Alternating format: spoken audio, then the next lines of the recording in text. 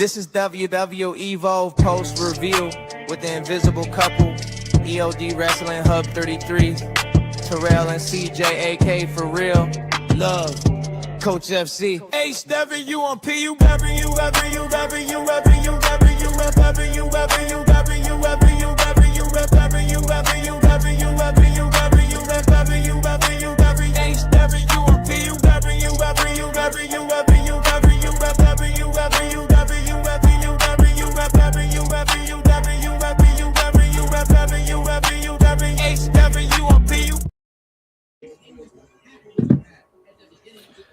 Oh, ladies and gentlemen, boys and girls, children and monsters of ages and all space and time, welcome to the WWE Evolve Post Review, Evolve with P.U.W.F, episode 41, Christmas edition. Why? Because apparently we're on hiatus for 3 weeks. No one had a censor to that. No one talked about it. Just thought about themselves. That's just wrong. Bah humbug, you guys. But I'm here today with EOD Wrestling Hub 33. How are you, sir? I'm doing good. Happy to be back. Okay. I heard that. Terrell, take it away. What's going on, everybody? My name is Terrell, and this is my lady, the beautiful werewolf. Hello, it's CJ Wolfie. How y'all doing? And together we are For Real Love. Love. It's weird not doing it by your side, baby. But I'm gonna tell y'all something, man. This is the Evolve Post Review Christmas edition. Starting with Mr. EOD 33, right there. Right there. He's right there. And he got the Santa Claus beard, so he's going to be distributing gifts to all of the kids, all of the adults, not the naughty ones. They're going to get other things like coal and other things, all bad things. They're just going to get all bad things. And then we got Mr. Invisible and Mrs. Invisible. We got Alex, Coquito, and Miss Cardi M. Oh, yeah, man. We are going to be looking forward to this 2-week hiatus because, you know, the talent of WWE Evolve have to go on a holiday break. It's going to be fun. It's going to be fun, man.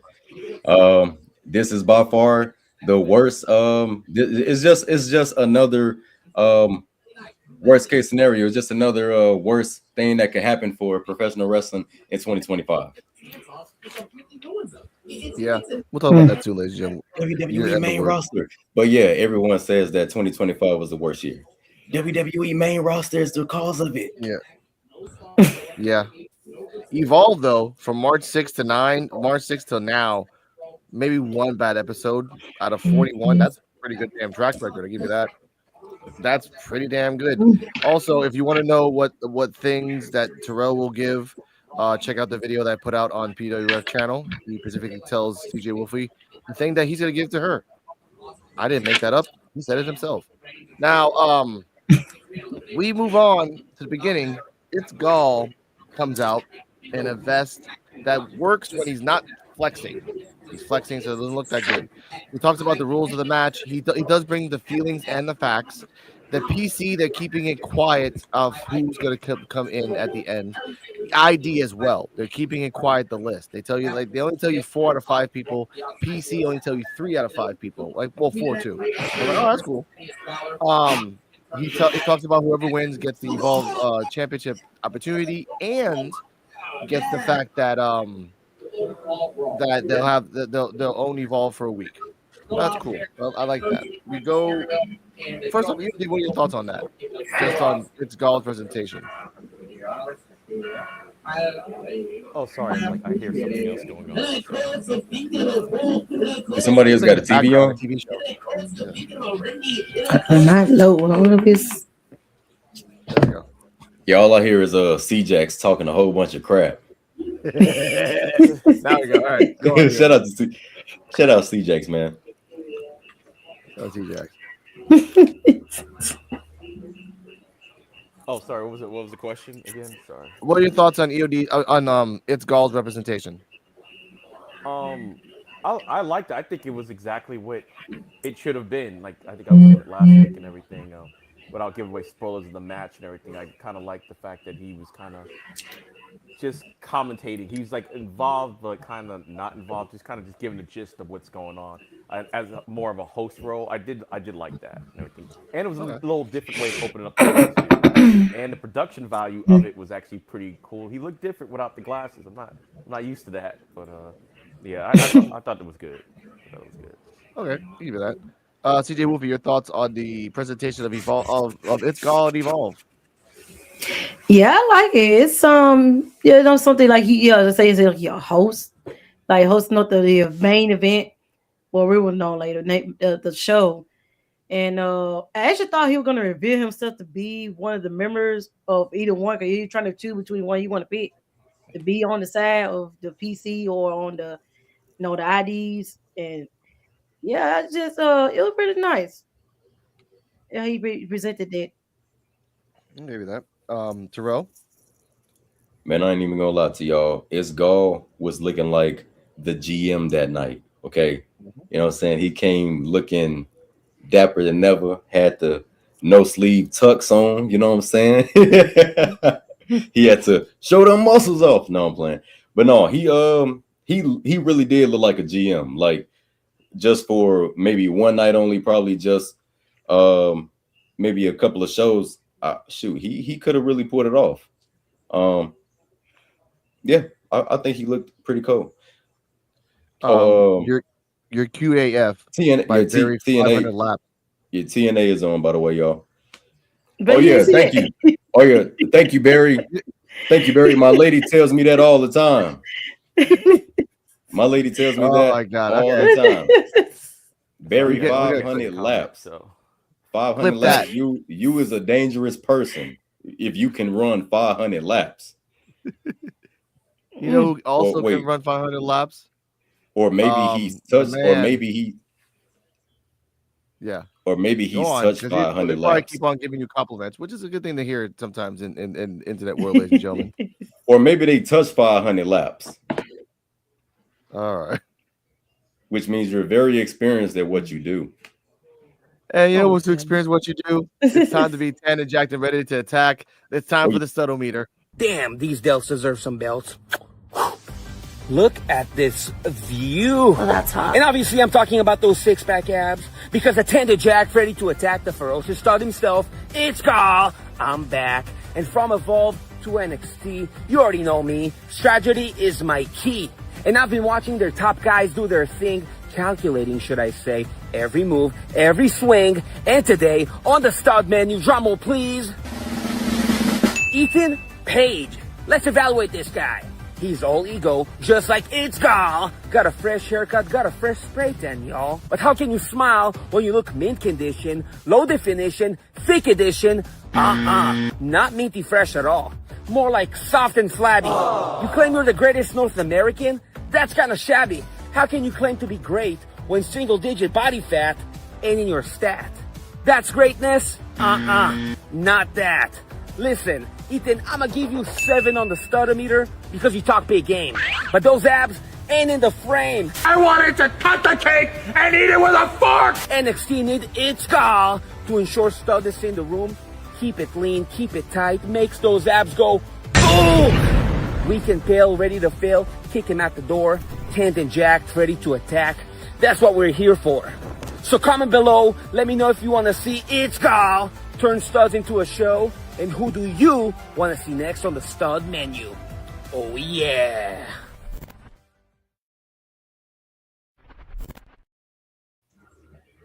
Man, how can y'all not love that man, bro? How can you not love that man, bro? Oh, have mercy. that was from what? That last dude week, is- right? That dude is a role model.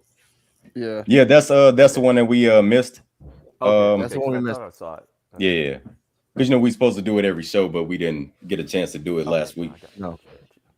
And specifically, Studonomics will stay on Instagram. He made it himself. I want to respect It's Gall by just leaving it over there all the time. So, Studonomics episode 3 was based on just his body. Anyway, check out just.gall on Instagram. No, It's Gall on Instagram and just.gall on X. I know you're watching. It's Gall. Thank you for watching. Oh yeah, I did see in the comments, Barry, Well, they clarified it. I don't know, but they clarified it. They are actually a racer, like they race Yeah, cars. sports for Mercedes. Also, they think the other person that then Laura says you're cute, Terrell. Other comments were deleted for respect for purposes. TJ Wolfie starts stabbing motherfuckers. Um, Yeah. yeah, exactly. So next Uh-uh. up, Kendall Gray comes She out don't got and she Platt don't is got to worry about me going nowhere. I am in luck, and I love being stuck. exactly that. StreamYard clip that. All you gotta do is say that word now, and you can actually get clipped for that. Right? It's pretty good. Kendall Gray comes out. Claps come on. She's saying it's a weird year, right? It's been crazy, huh? No mention of the Iron Survivor. No mention of that. So this probably was taped before the Iron Survivor. You know, everyone thought I wouldn't make it, but I did it. I did the best I can. I'm a good champion. Callie Armstrong comes out too strong with a shirt that says "Not your average girl." She says that you've been eating the plate off me. So basically, you've been eating it off me. Pause. And then PJ Vasa comes out, and then PJ Vasa says, "Look, you got hit in the head. You talking all that trash." Kelly Armstrong says, "Like, shut up. Like, why are you even here? Oh, you must have forgot." PJ Vasa says, "Like, yo, Kendall got the issue, and then you need to go." Kendall basically says, "Look, I can fight you anywhere, anytime. Let's just do this right now." But since there is no GM, wink, wink, we are just stuck with all three of them standing in the ring, kind of like stuck in limbo. Terrell, what are your thoughts on this promo and the fact that we're gonna get a triple threat whether we like it or not? Yeah, man. When it comes to triple threats, I am not a big fan of triple threats because I love seeing those one-on-one matches when people can show who's the better wrestler. And with triple threats and fatal four ways and so on and so forth, you really don't get that unless there's a match stipulation, which is a ladder match, something to that nature. But because with all that, you really don't need skill. You just need to beat the crap out of somebody and take all your enemies out, or whatever the case is. But with a one-on-one match, I would love to see it. But it looks like Kelly Armstrong, too strong Armstrong, she wants her title back, rightfully so. You know what I'm saying? Kendall Gray, she is an amazing champion, very amazing champion, and she been showing out. She has. She's been wilding out. She just won freaking Deadline. You know what I'm saying? She's been wilding out, bro. She's been on a run. She's been doing her thing. But you got PJ Vasa, aka Baby V. You know what I'm saying? Baby V, she don't want no cookie. She don't want to date. She don't want to date your cousin. She don't want Craig. She want gold around her waist. She don't want Craig Day Day. She want gold around her waist. What the heck is wrong Clip with that. y'all? Okay. Another one made clip. I love this new stream. But CJ Wolfie, your thoughts on this? Yeah, I actually thought PJ Voss was gonna come out there and say something real because she actually beat Kylie Armstrong in the one-on-one match not too long ago. I guess the thought of who gonna come up be the next contender for her belt. But no, Kylie said she come out there, which really she didn't even get her rematch clause. Well, she ain't got a rematch for a rematch clause for her title either. So that's something from that. And yeah, see now Kendall just she had been showing out this whole few months lately and been a great also been a great champion. And said being a great champion, I don't know stand up to any challenges, which really see Neil, she gonna challenge all three of them. I mean all three of them. I mean all both of them. But yeah, kind of not looking forward to threats because we got too many threats lately. But not I don't mind seeing it though. They probably do a good match. Okay. EOD, your thoughts? Yeah, I agree with everything y'all said. Like me, I kind of don't want to see a triple threat because, like CJ said, PJ Voss just beat Callie Armstrong. Yes, we know she didn't get her rematch and everything, but if Yep. that was the closest thing to a number one contendership match, Callie, you kind of lost it. And PJ did also drop Kendall. I like the fact that Kendall did come out and was like, "Oh, I'll take you both on." I hope it doesn't happen though, because one thing in Evolve that they do a lot of is like the multi-woman matches, like with the championship. So I kind of just want to see like just a one-on-one. If you want to run it back between Callie and PJ Vasa again, go ahead and do that. but I kind of just want to see a one-on-one match between Kendall and whoever it's going to be, PJ Vasa. Uh, but yeah, but she's been showing out. They are pushing the hell out of Kendall Gray, and it kind of shows you a little bit with the tapings too, because she says she's had that belt for 4 months. It's like, look, I know I'm a little slow, but has it been 4 months since she had the belt? Um, but like taping wise, I can see it. But yeah, I thought the whole segment was good. Kendall kind of reminds me of kind of like the mic skills. It's kind of there, but it'll improve and everything. But PJ Vasa, that's like Jacob Fatu right there. PJ Vasa, Oh yeah. I have limited experience with her, but just from what I've seen on Evolve, yeah, I like PJ Vasa. So I don't know if she can climb this mountain or not, and I kind of see PJ Vasa maybe winning the belt because since they're pushing Kendall so hard, it's like she might not even be involved for that much longer. To be honest with you, so. But the whole segment, I liked it. It was a good way to start the show. Okay. I'm thinking she could. She might. Oh. No, go on. Go Yeah. on, TJ. So Oh. Yeah, I'm thinking she might end up losing maybe that match, or she'll have another match, a championship match on Evolve and lose that. Since now she's going to the main roster and going at the not main roster on NXT, going to the NXT title.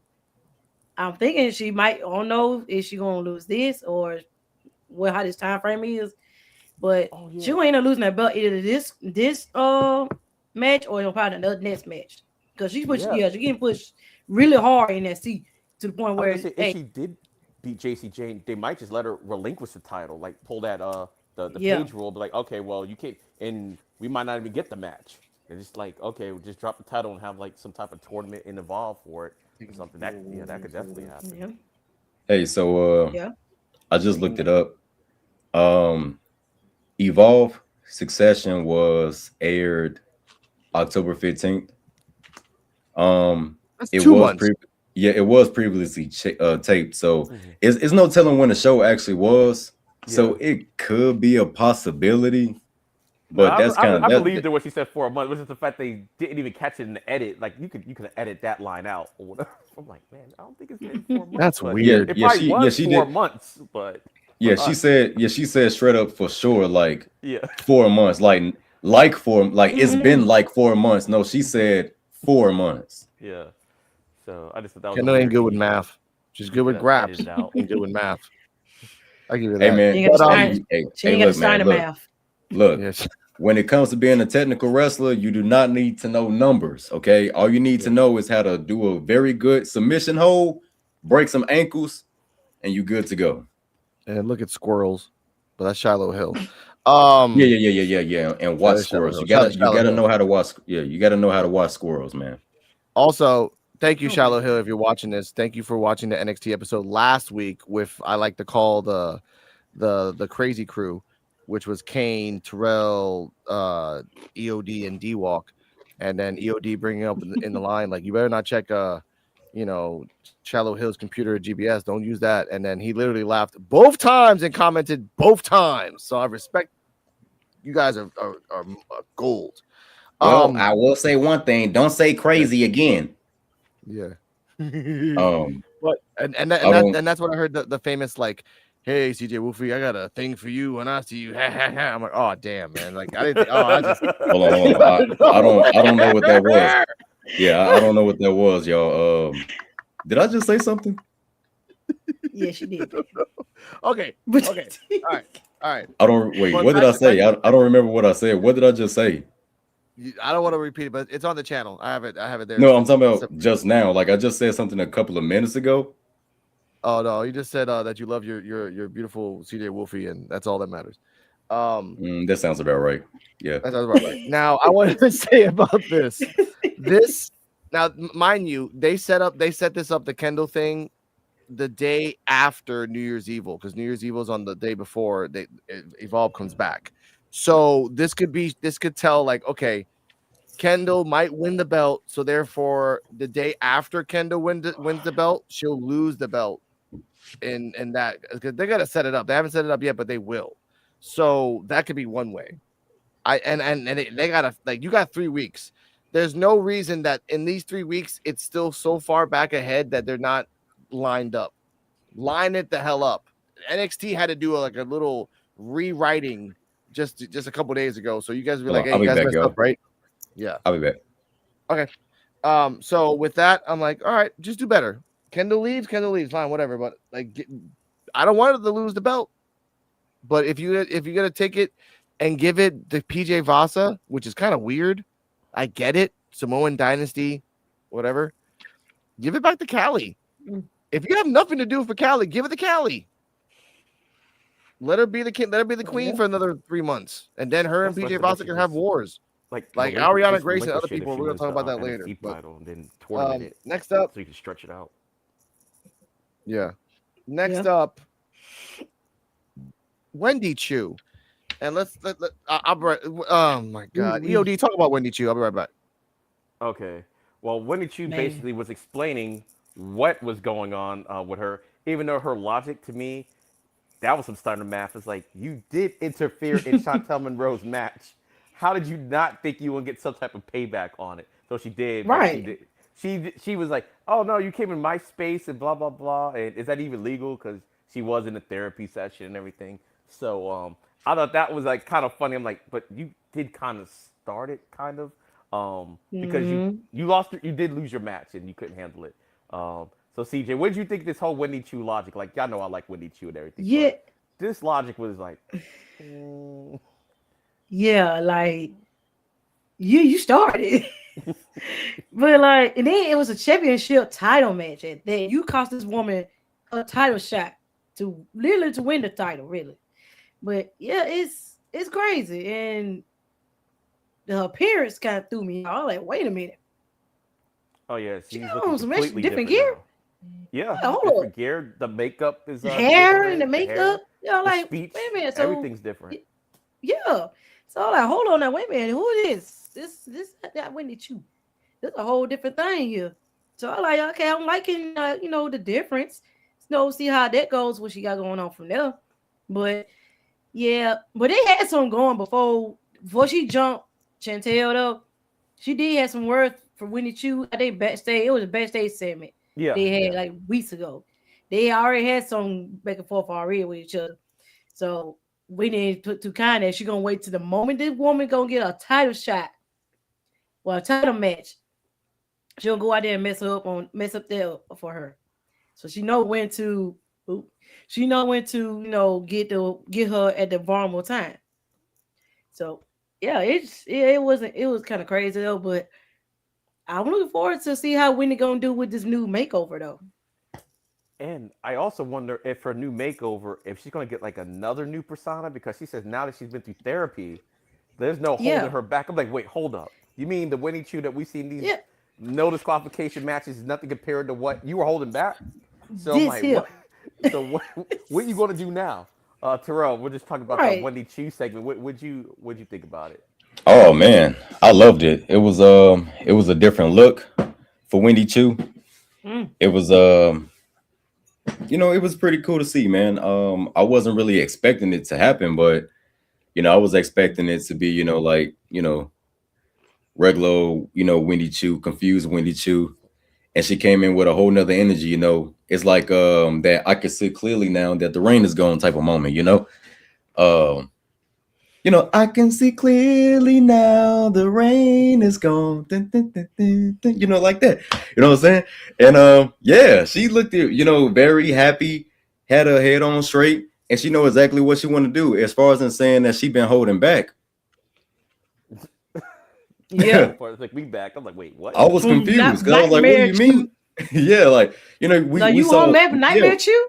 Yeah, we saw, we saw you during Sleepy Time. We saw you during Nightmare Chu. So you was holding back during Nightmare Chu, because to me, it looked like you was possessed by Bray Wyatt himself. Yeah, I die on that hill. I don't care what nobody says. Oh, you can't compare her to Bray Wyatt. Yes, the hell I can. Yes, I can. Yeah, I can. Yes, and we seen her confused, lost, down in the dumps, and now we just finna see what's gonna happen next. Because if you've been holding back, that tells me that what you're about to do is bring Mei Ying back. Can you bring back Mei Ying, please? That little, she used to do that Hey, little that'd be nice. choke thing. Okay, thank you for that. Mm-hmm. Now, Please bring I back want to May say my Ying, thoughts man. on this. No, I kind of do want to bring her back too, but I want to say my thoughts on this promo. Oh Wendy yeah. Chu, in the first 10 seconds, was I was so weirded out by her having a coherent sentence and talking. I'm like, what the hell? But then after it washed away, I'm like, okay, it's there are some points where they both don't want to admit that they're both wrong, and they're both crazy. They are both crazy. We'll talk about the other person later. Well, it makes and kind of a one of a time promo that's never been done before, but we'll talk about that later. Wendy Chu is saying that now she gets to like let it all out. So that means in the last woman standing match, in the I Quit match, you were like Terrell said, you were holding back. And that's scary to imagine what you're gonna do to Chantel in a no DQ reminiscent of Asuka, Nikki Cross, NXT, where they just went everywhere. Like there's no count out. So you can go anywhere. I want you to see anybody do a Uranagi on the announcer's table where Robert Stone is. Let's not forget this is the same woman that had a casket match with Tatum Pasley. That was a good casket You match. was holding back in that too? Yep. Oh no. This is Ain't no something way. scary. This is something Yes. real scary. Oh, we got another comment here. Hyde Transformer. Well, Hyde Transformer back too, sir. Next up, we're not even at the match yet, ladies and gentlemen. Next, there's like so many promos. After that promo was a Thatcher and Dempsey. Yeah, Dempsey found Thatcher. Thatcher was doing the same thing Dempsey was doing. And he said, "Oh, you can't contact me. You have no social media." I love this line. "Oh, should I have gotten a carrier pigeon to send you a message?" Thatcher responds, "You know how hard you know how long it takes to freaking train a pigeon?" I'm like, "That's the Thatcher that we know, just dry humor." Cardi M did chuckle when she heard that. Um, he's like, "Look, I'm just doing my thing. I'm trying to do some work here. I'm trying to give the integrity of the hell with the integrity of this place." I'm like, "I respect your admiration." That Dempsey's like, "All right, like, hey, cool your beans," which is another word for saying calm your balls down. Okay. I'm not saying yes. I respectfully saying no. Do you want to be my partner? Kind of predicting what I said last week. He's like, "You know what? I thought you were better than this, bro. CC4 for life." And then leaves. Remembrance of the gang. Terrell, what are your thoughts on Thatcher just being an honorable warrior, saying like, "Dude, I'm not doing that shit no more. I'm done. I'm just gonna be me. Like, you help me, but bye."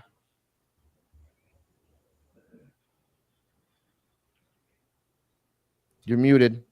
Charlie. There you go. Yeah. Charlie, man. You know what, Charlie? I love you, man. You know, I got nothing but love for my technical wrestlers, man. You're talking to one of the best, Charlie, and Timothy Thatcher. What I will say is this: if he do decide to give in, I'm gonna pray for you, fella. I'm gonna pray for you, big fella. It's gonna be a great match. It's gonna be a good match, though. It is. It's gonna be a good matchup. I can see it. You know what I'm saying? Yeah, it's gonna be dope. I don't want to offend nobody. You know what I'm saying? But it's gonna be a good old fashioned good old English man technical match, man. It's gonna be beautiful. I see it. And when Timothy said no, it kind of broke my heart. But at the same time, he's trying to look out for this man. That's like Robin and Batman and Robin when he was like, "I can help you, Batman," and he's like, "You're not ready," just to prove that Robin, you were not ready. Mm-hmm. It's some things you got to learn first. You're right, and that's deep. I would tell you. This is gonna be. I would tell you when you're ready, but right now it ain't the time. You're not ready. Mm-hmm. That's true. Like the ending before we get to CJ, he could have said like, "Oh, when Dempsey's is like, oh, I thought you were better than that." Thatcher should have said, "Well, I met your daddy, and he had a little bit more honor than you. Like that would have been a little bit more like just a little stab in the stomach. But CJ Wolfie, your thoughts on this promo and the no from Thatcher? Yeah, I kind of was expecting he would. It would be a good match between the two. I would like to see. I would love to see that.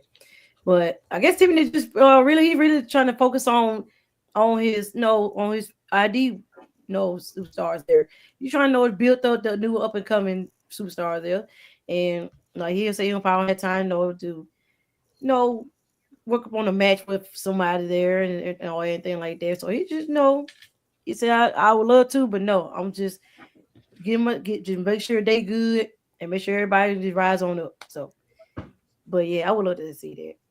Because that would be a very, very great technical match between the two. All right. EOD?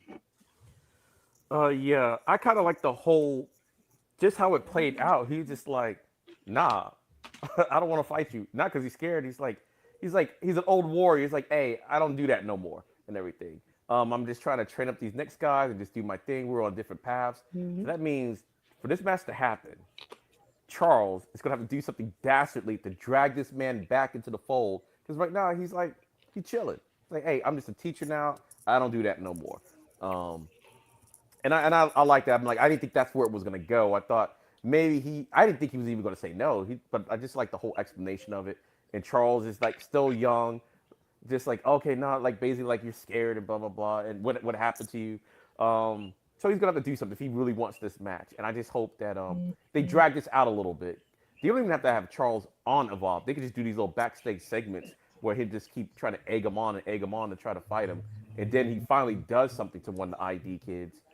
I don't know which one he would do it to. Because the only person he seems like he's close to is Shawn Legacy.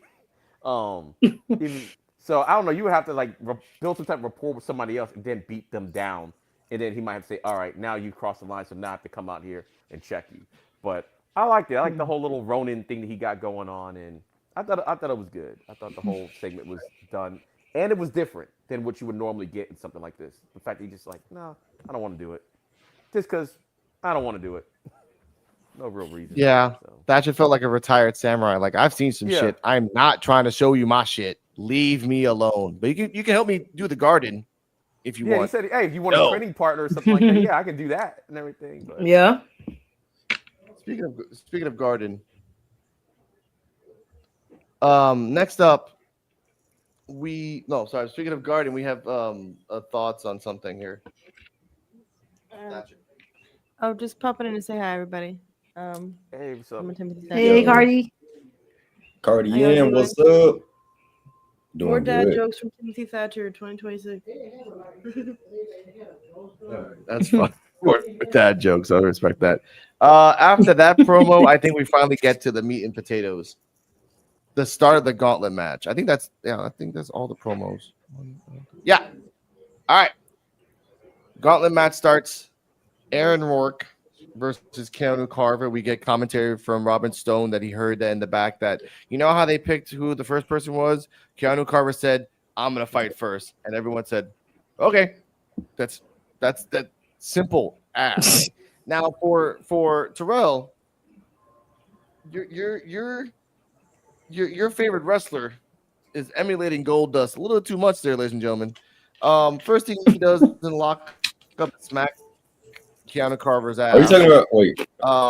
Then when he gets to the corner and Carver's like doing like the shoulder checks in the stomach, Aaron Rourke was like literally starting off with Keanu Carver, smacked his ass, and then when it got to the corner, Aaron Rourke got reversed Carver and then put him in the corner, and then when they were doing the 5 count, he kind of backed away, but then rubbed both of Keanu Carver's rock hard nipples all the way down to his pants. Now, Carver's like, "Hey, sir, respectfully, no, I don't like that." And then that's when it started happening. Back and forth between Carver and Rourke. Rourke screamed at Carver's face after he did like a kick to the stomach, pop-up kick, and then like screamed at him kind of like Ivan does in the Viking Raiders. And then did the 6-1 dime, not the 619, as you call it, the 6-1 dime. And then he did the like falling, like, you know, flipping. It's not a meteor, but I don't know what the hell he calls that. But like when he lands, when his crotch is dangerously close to a person's face. He does that move for the 2 counts. Carver's like, okay, this is again way too ambiguously gay duo thing here. I'm done with this crap. Round it up. 1, 2, 3. Counter Carver wins with his special. Now, before we continue, we find out the next person is. We can do round robin real quick. Terrell, your thoughts on this match? Aaron Rourke versus Counter Carver. You don't have to do ratings, just thoughts. Yeah, man. The antics of Aaron Rourke was pretty hilarious, man. It was funny. It did give me old school Gold Dust vibes. A little bit of Rico in there for anybody that's familiar with Rico. Shout out to Rico, man. It was hilarious. Man. that whole segment alone, like that whole section of the match alone, because I know it was a Gauntlet match. That whole section alone just had me busting out laughing the whole time.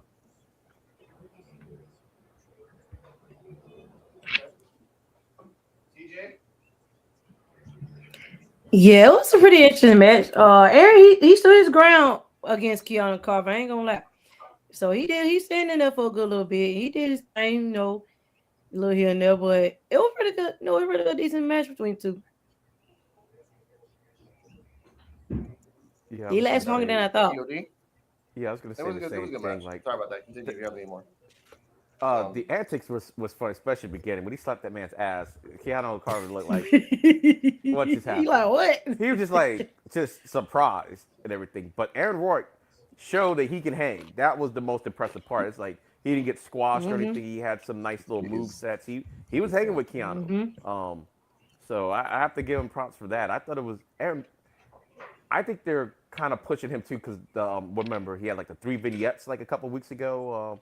And I'm like, yeah, I can see what they see in them and everything. Or 4, yeah, I can see what they see in them and everything. But yeah, the fact that he held his own and they get destroyed against Counter Carver was more impressive. But at the end, a mountain's gonna do what a mountain's gonna do.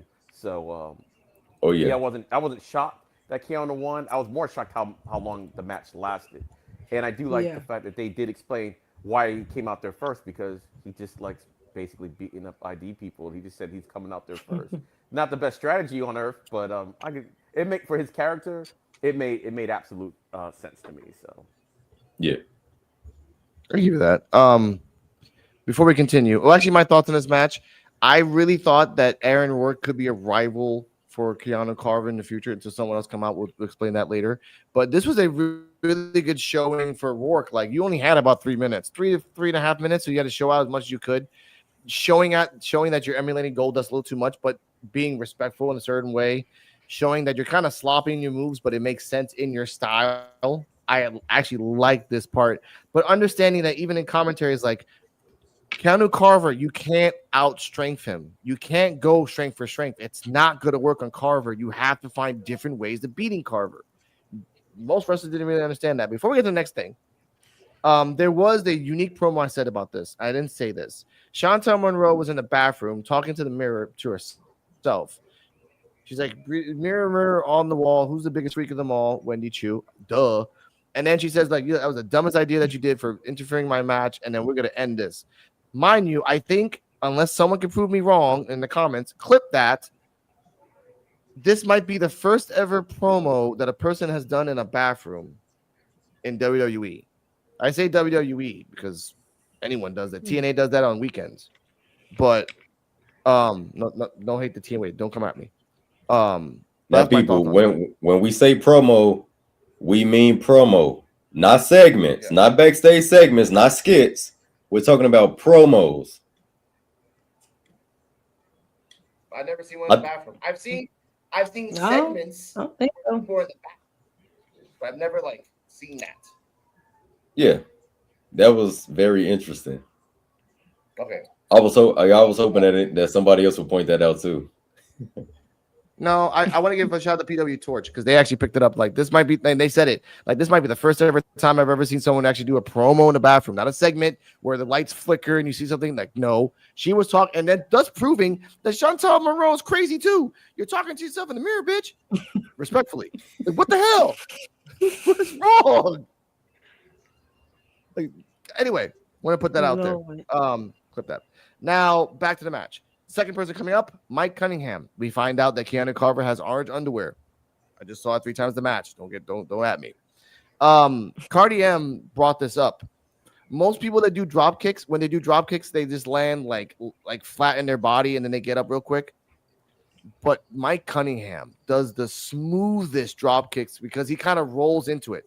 He rolls his body every single time, and then he gets higher and higher in height, which was quite amazing. But again, this is Keanu Carver, bitch. 2 minutes, 50 seconds later, Keanu Carver wins again. Now, Terrell, what are your thoughts on Mike Cunningham's kind of like almost 3-minute match and the fact that Carver is just a monster? Yeah, man. Mike Cunningham, he came in there and tried to do his thing. Me and my lady CJ Whoopi, we was talking about it last night. Mike Cunningham, he reminds me of, because I kept trying to put it together as to who he reminded me of, even though we kept joking saying he's little Cody. He reminds me of Kevin Von Erich. He does. But with boots. But with boots on. Yeah, with boots. Yeah. And now I look at him a little bit differently. We're not in that aspect because the dude can go. He can wrestle, man. He's in great shape. His physique is awesome. But Keanu Carver, man, just like EOD said, that man is a mountain, man. You know what I'm saying? And the mountain was too high. And guess what? He left that man in the valley. Oh my God. Yeah. Oh my God. You thought Shiloh Hill was mysterious? Clip that. Terrell. Now, TJ Whoopi, your thoughts on Cunningham versus Carver, 2 minutes, 50 seconds. It wasn't possible without EOD though, man, because he the one that put the mountain in my head. Yeah. But it was an interesting match, and yeah, it might hold it down for a little bit, but I'm just surprised with these 2 matches with Aaron Rourke and Mike. They weren't squashes, so I'm kind of glad about. So they actually showed them do their thing against someone big like Keanu Carver. So it was pretty good. It was pretty good. It was a pretty good match. But yeah, Keanu Carver he's gonna stand up tall and get some. Okay. EOD, the monsters. Your thoughts on that? All right. I guess ever since that one tag match with Cunningham, I've been like super impressed once I saw that match. So when he came out and he was taking it to Keanu at first with the drop kicks. Because normally you just do the drop, he'd do like 3 in a row or something like that, just to try to take him off his feet. And like CJ Wolfie said, I'm glad that they weren't squash matches, because they're like smaller guys, you would just think, oh, Keanu Carver's starting off, he's going to dominate. Like, no, they actually got moves off. They actually had like a match. And it didn't even was like, oh, well, Keanu Carver already had a match or whatever. It was like, no, it was like he still had like the same speed, stamina type stuff. There's like, no, they were just actually having a match and showcasing there's something they can do in a short amount of time as possible. And Mike, that's one to watch right there, Cunningham. I see why he's where he's at right now, because yeah, he could be that next guy. Maybe down the line, maybe a Tate Wilder Cunningham feud could happen. I don't know, just speculate. Oh yeah. But at the end of the day, Keanu Carver's going to Keanu Carver at the end of the day. And but yeah, the whole thing was a good showcase. It was a good showcase. All right, I'll give you that. My thoughts on this match. Cunningham is still green. He is still green, but he's getting better in certain specific basic moves. Just drop kicks, forearms, pump it out. He does look like the Von Erich, but without the curse. Like he seems like he grew up happy and not with an asshole dad and alcoholics and driving and motorcycles. So I'm happy for him. But what comes next is the fact that I get really angry about. Now, Shawn Legacy comes out. He's like, I'm ready, coach. I'm ready. I can do it. And who else pops out next to him? Which I'm not going to put the whole song, ladies and gentlemen. We're just going to put this. Every time this guy comes out. Oh, brother, this guy stinks! holding him back. He's holding him back. He's like, no, he's not medically cleared. He's not medically cleared. I'm bringing up Chewy because we're gonna talk about that later. There's a specific audio clip that I recorded for this specific episode. We go to break. We come back from break. Chewy Martinez. Oh, brother, this guy stinks. Is in the back. Is in the back of the Titantron. Sean Legacy is looking. Keanu Carter's like, I know your shoulder's messed up. Let's go. Commentators are saying like, well, is Sean Legacy like faking it because but Peter Rosenberg says like, no, we saw that his shoulder's messed up. He's not medically clear. We know that. While he's distracting, Sam Hardway Holloway, welcome back. Comes out of nowhere, drop kicks Keanu, does a thing, and then does a splash. And he does it like Mike Awesome, where Mike Awesome didn't land on his stomach. Mike Awesome landed on his feet, then body, then stomach, then head. I'm like, okay, that's how you kind of like rolled into it. For the 1, 2, 3, and as I said, Keanu Carver, you can't beat power per power, but you can outsmart that motherfucker easier than a squirrel with color blocks. But your thoughts on, and this match only lasted 21 seconds. Terrell, your thoughts on Keanu Carver losing in possibly the second fastest match in Evolve history? Yo, man. Sadly, this had to happen, man. We called it with Keanu coming in way too early. He's cocky, and he also don't like the ID program. So he get the first 2 members out. But then you got this fresh man. Jeez Louise. Oh my God. This man came in, bro, and went through Keanu like Sam Holloway came in like a freaking tornado. And me and CJ just looking at each other like, bro, what the fuck just happened? Dude, like that. Oh yeah, and shout out to Gunther too, man, because Sam Holloway, we know where you got that body splash from, man. We love to see it. Now here's a fact. Oh yeah, man.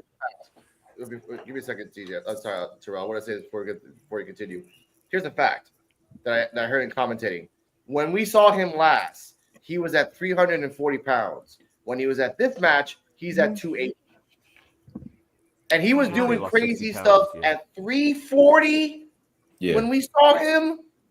That's what that's the thing that's dangerous about people that are on the heavier side, wrestlers or athletes or anybody that's on the heavier side, and you're already athletic or you have some type of like athletic gifts to you.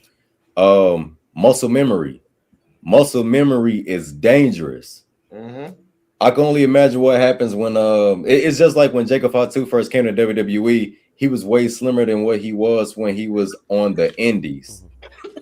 So when he comes back and he may be slimmer, we don't know. But like I said, man, it's gonna be dangerous because that's just like Gunther. Gunther, when he was Volta, he came back. He slimmed down, lost the weight. He took a hiatus, and now look at him. He's starting to beef back up again, but with muscle. Give or take, probably in the next maybe 6 months or a year, if Gunther keep muscling up, it's gonna be dangerous. And the same thing with Sam Holloway. Sam Holloway is gonna be a force to be reckoned with.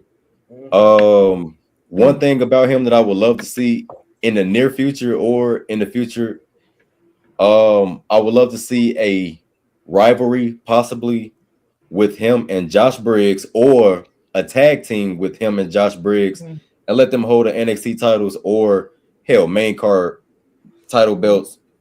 Shit, let them hold them for a year. Before we get to CJ Wolfie, who finna stop them? While you were talking was Gunther as well. Him and Gunther would have a crazy match. Yes, they do. Because when you look at him, it'd be like Gunther looking in the mirror at himself a couple of years ago. Mm-hmm. Literally. Except Gunther can't do the shit that he does, and that's the Yeah. crazy part. Like you're the Yeah. same build, Right. but this motherfucker's a lot more different than you from. Yeah. Woo! Oh my He be God. doing springboard attacks and aerial attacks, man. Dude is gonna be something serious, man. Sam Holloway is gonna be something dangerous. That springboard leg thing he does. He also does a coffin drop as well. I've seen a couple of indie shows he does. Like imagine him doing that and then spinning around mid motion in the air to do a coffin drop on your body. Like boy, that's not bad. But CJ Wolfie, your thoughts on this match and maybe in the future, Sam Holloway and this guy as a tag team. Did you hear that? What does that mean, Skull? I don't know, but I kind of like it.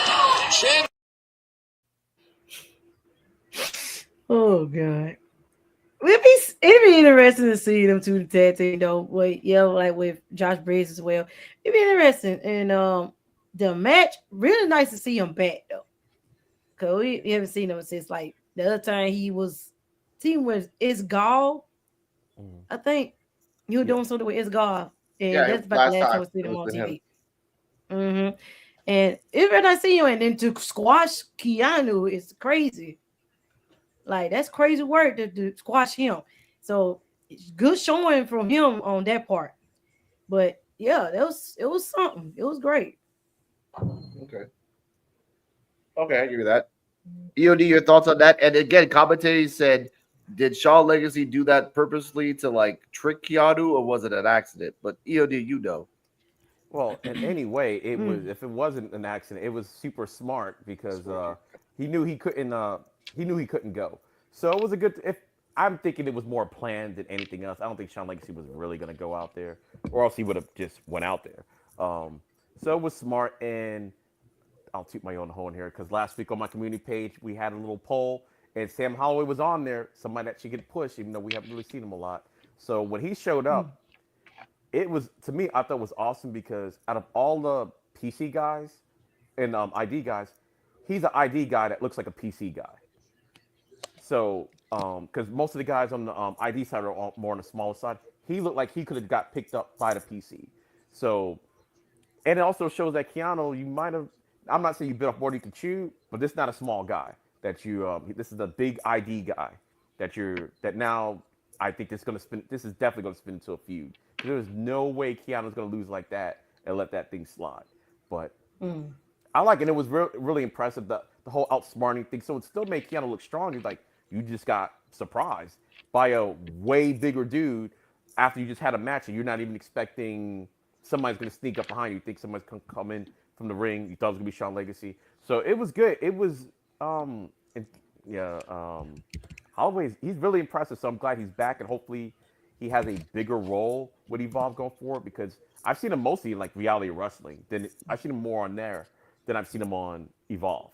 So I'm just glad he's back, and hopefully, I think this is a new. I think we're doing something new with Evolve right now. So I liked it and everything. So and it makes everybody still look strong. So. Okay. I hope, like, if it's Gall still is on a trajectory of getting a tag partner, Holloway now would be perfect. Now, because again, he's slimmer. He's not jacked, but he's freaking just. He's only 30 pounds under Oba. Like, imagine that. Like, these are just the people that we're gonna see in the next 5 years: Moreau, Oba, Holloway. That Yane Harrison is like 110 pounds and 6'9", like that tall pogo stick guy. So I'm like, all right, whatever. But still, it's great. But speaking of great, and shout out to commentary, Brooks Jensen comes out. He thought he can get the big upper hand. He got a big boot to the face by Holloway right off the bat. I love Jensen's acting, like selling in this match. He was doing like the flare. Like when you punch Flair a couple times, he acts like he's punching somebody, but no one was there. On the outside, he was having a boxing match with nobody, whilst Holloway was saying hi to the fans. Also, Vanity Project was there in the VIP section. and the two old ladies that had signs for Kendall, signs for everybody, had a sign in the back that said Ricky Smokes suck. So shout out to you, old lady. And it's like every time you would watch the match, you would see that sign like right there. So like damn, and I wish I would have saw Ricky Smokes' reaction. Like, yo, they suck. What the hell, man? But they didn't show that. It was kind of messed up. Back and forth until the point where Jensen understood that he has a knee brace, did a rising knee with the knee brace to Holloway once, did it twice, did his kind of like I don't actually missing the name of this. Hand chest in a chair, but okay, see here. Then landed on high and low knee for the pin. This match was exactly 4 minutes 47 seconds. EOD, your thoughts on this shock win? Because he used the weapon, his knee brace. Well, that's the thing with Brooks Jensen. He's so good and so smart and everything. Once he realized, oh, I got this brace, I could go take this guy out. And people forget like how young Jensen is because it seems like he's been around forever, but he's just as young as all these other guys. And he was actually more of a surprise for me. I wasn't sure. I actually thought it was gonna be some other people as part of the team. So the fact that he came out, I like that. I like the fact that he did have like some surprises on both teams with the matches.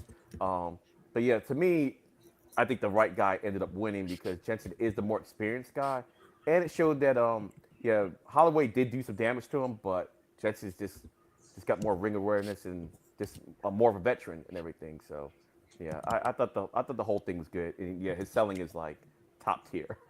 Like Jensen, he knows how to do that. So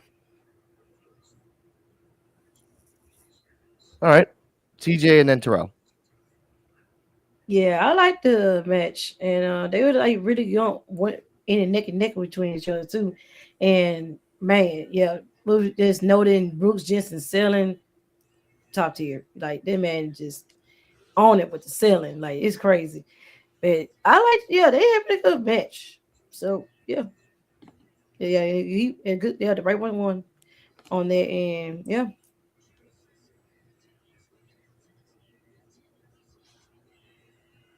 right, Terrell. Yeah, I think Brooks Jensen had to do what he had to do, man. He had to show everybody how dirty he is, man, because he is the man from Alabama, Bama. Boys get down and dirty out there, man. He had to do what he had to do to win. And it wasn't a disqualification. I mean, it was on his leg. Now, if he would have took it off and hit him, oh yeah, man, he would have been disqualified. But he did it the smart way. Gotta love it.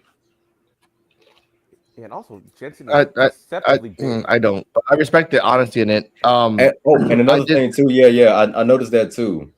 Even though him and Sam Holloway is practically the same height, Sam, hey man, Sam Holloway a big dude, man. Brooks, man, just had to do what he had to do, man. I get that. And again, we haven't seen him for a while, so welcome back, Bruce Jensen, for the time being. I also like you brought up the Bam Bam Bama. Robert Stone was gonna say that too. He's from the Bam, and then Rosenberg they did it together, like Bam Bam. Like, hey, it's not cool when you say it with me, dude. Don't do that. So Robert Stone does not like it when Rosenberg says it at the same time. Only cool when Robert Stone says it, not when Peter Rosenberg says it. So that's a good thing for the future. Next up, Brooks Jensen versus Coquito Jones. Highly caffeinated. He was all hyped up. As expected, Jones took the aerial route upon entering the ring against Jensen. After some back and forth maneuvering, Jensen grounded, no pun intended, Jones with a head bear hug. He hit a backbreaker for a rear fall. After he adjusted his knee brace to use as a weapon, but Jones got out of the way. He hit a beautiful springboard dropkick to Jensen before Jax Presley and Harley Riggins came out. Tate Wilder stopped them, but then Jax Presley tried to give the chair to Jensen. I'm closing my eyes because I remember the sequence. The Coquito Jones rolled up Jensen for 2 counts. No. He rolled up Jensen with a roll up with the bridge, 43 counts. And Jensen automatically got mad and did this, or show. Well, you'll see what I mean. Did this to Cappuccino's leg.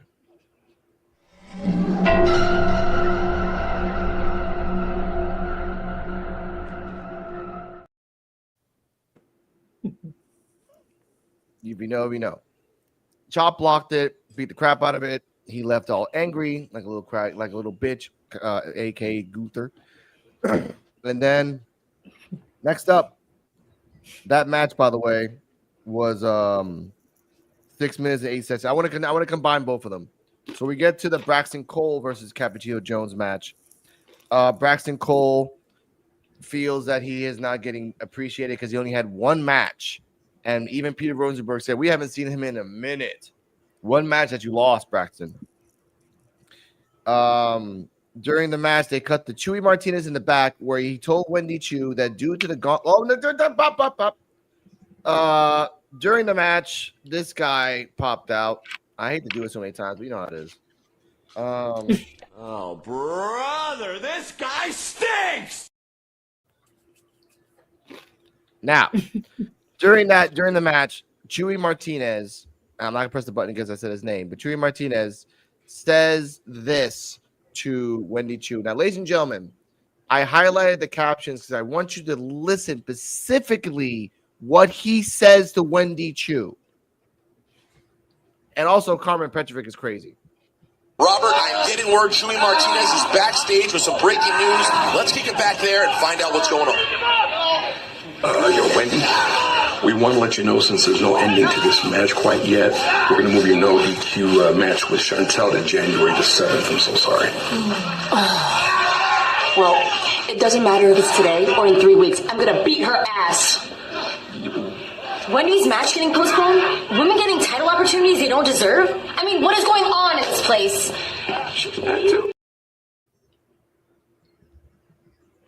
Now we're gonna fast forward this. After that break, after that thing happened with Chewy and Wendy, I got it right here. Got it right here. Oh, thank you. Chu was upset but said it didn't matter because he was going to beat her at the back of the head. Jones hit the decaffeinator on Cole for a surprise win, 3 minutes, 3 seconds. Now, Terrell, what are your thoughts on the Jensen versus Cappuccino match, Braxton and Cappuccino match? Just that. We're going to separate the Wendy Chu thing for a second. I thought it was pretty dope. Yeah, I thought it was pretty dope. As far as in with the with Cappuccino Jones, I did like his attire. I really did. I liked his attire. It was pretty dope. But you know, hey, you know, things happen. Yeah, that's all I really got to say about it. That part. Okay. TJ will be Jensen versus Jones, and then Braxton versus Jones. Yeah, but it was pretty. Both of them were pretty interesting matches. And Cappuccino Jones had it down with, well, especially from the beginning of Bruce Jensen match, where he got his knee messed up pretty bad, and you hold against Bruce Jensen, and getting the win over him, and then going against Braxton Cole, it was pretty good too. So, you know, Cappuccino stay, he down, like when he one knee down, he can overcome this match. So which he did. So pretty good to see him showcase that he can, stay steady with, even though he's down with something.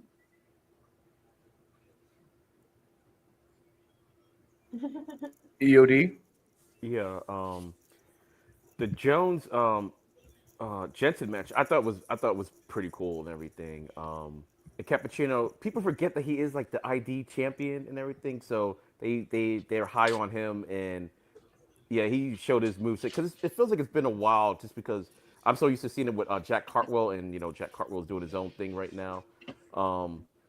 But I thought it was cool. I did like the fact that Jensen, like, because he lost, he was like, all right, I'm just gonna take you out now because I'm a heel. That's what I do. I don't have to lose graciously.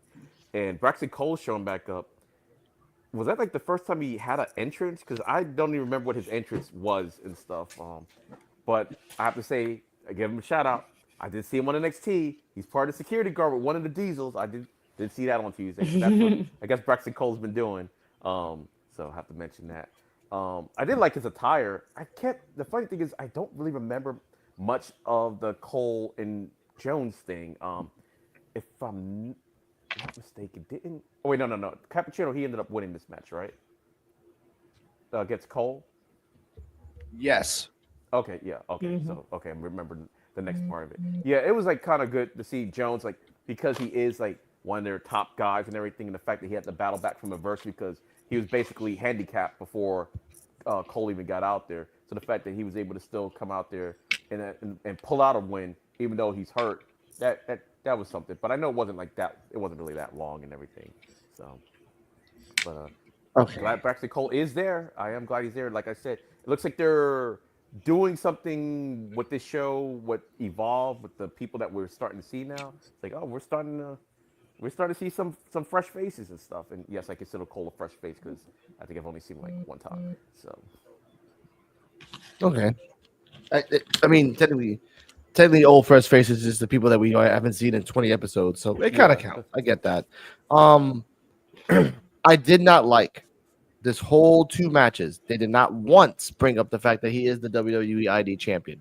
Not once. I don't think they ever. I watched this if I'm match not twice. mistaken. I was like, all right, assholes. I get that. I respect it. Blake Kyle was the commentator. I mean, the announcer. I'm like, oh, you guys are just phoning it in. Just plus I cheese. just feel like they That's the never problem. mentioned the IC championship. It just feels like they just never mention it. They'll throw it away in passing or whatever. But I don't know. It's another universe. Weird.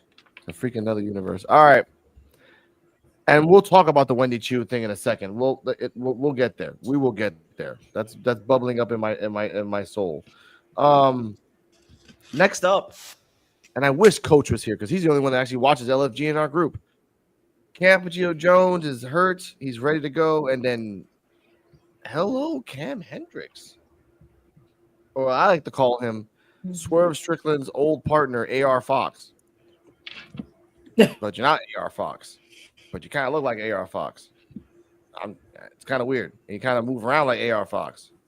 He does a nice little spinning swag to the 2 old ladies in the corner, or probably like the people that are funding Evolve. Those 2 old ladies. I'm watching a show with Cardala called Owning Manhattan, where we see a lot of like rich people, and you never know. A lot of old people are rich. Anyway, match starts. Cam Hendricks is very athletic, does a lot of little kicks a la Swerve Strickland. At the end, he does basically kind of like, it's not a rock bottom, but I don't really know what it is, but it's called lights, camera, action for the 1, 2, 3. Terrell, what are your thoughts on Cam Hendricks, which is now his new name because on his trunks there's an A and J on it. That's not Cam Hendricks. I don't know how you spell things. I was thinking the same thing when I saw. I was like, does that look like a it like the trucks? they gave him that name right on that day. They ain't even trying to get him some gear made. Yeah. More Hampton, that man. Go on, Terrell. Yeah, man. It was weird because I looked at the trunks and I thought, okay, whose initials are those? But anyway, it was pretty cool. You know what I'm saying? He I'm not sure if he was the one that got called out in LFG for apparently wanting to be like the Rock or copying the Rock or something like that. But I know somebody either got called out or was eliminated because of that. I don't know. But overall, I think his in-ring ability is good. It's not bad. The lights, camera, action, it does look like a different like a different version of the Rock Bottom. Just he has like one arm behind his back, which is pretty crazy, and it looks like he can do it from any like attack, almost like he could reverse into it or something like that. But it's pretty cool. It was cool seeing him in the ring. I remember seeing him go against I Show Speed as well during I Show Speed's little special. I guess he does like a little special on YouTube where he does like different sports, and they try to test his athletic ability to see if he could play basketball or if he could play soccer, stuff like that. So it was pretty cool. It was a pretty cool little episode. Yeah, even Randy Orton approved that he could be a good WWE superstar, even though he wouldn't have the schedule to be a WWE superstar. But Okay. Thank you for clarifying that. I saw a clip where a guy that kind of looked like him was with I Show Speed and Randy Orton. Yeah, Now Yeah. you put that two together, that's him. Okay, that makes sense. Yep. Okay, fine.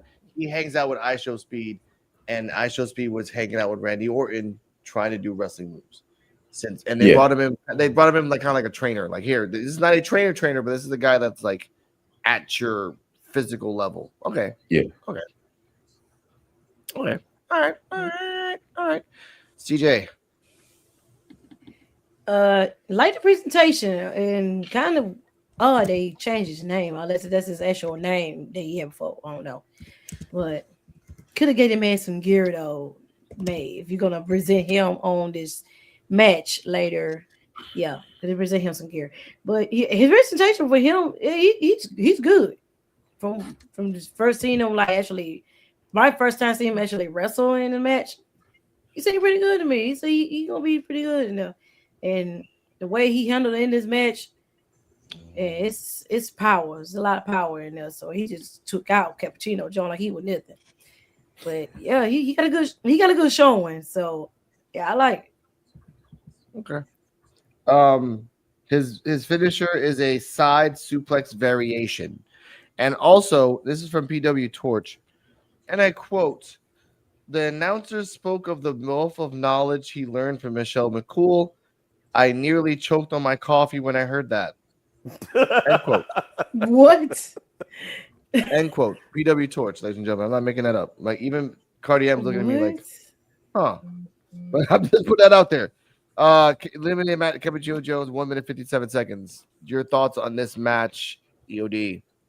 I will say, Click like that. the first person I thought of was Coach. When I saw this man come out, I was like, because that is the resident LFG guy, and I knew he was on LFG. Isn't that Maxine Dupree's dude? If I'm not mistaken. Yes. Yeah. Yeah. So It is. so I know him because I've seen like little clips of him, but I've never seen him wrestle.